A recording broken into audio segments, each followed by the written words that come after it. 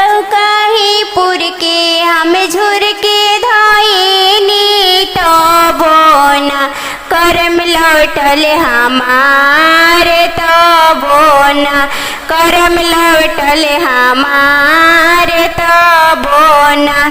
जब से अरुण भैया ले जनमवा तो बेतो करम लौटल हमारे तो बेनो करम लौटल हमारे तो बेनो। चौकाही पुर के हम झुर के धोइने तो बोना करम लौटल हमारे तो बोना करम लौटल हमारे तो बोना।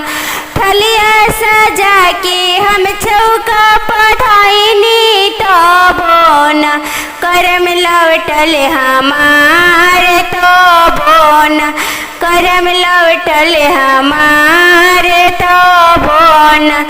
जब से तनु सा भैया ले जनमवा तो बेन करम लौटल हमारे तो बेन करम लौटल हमारे तो बेन।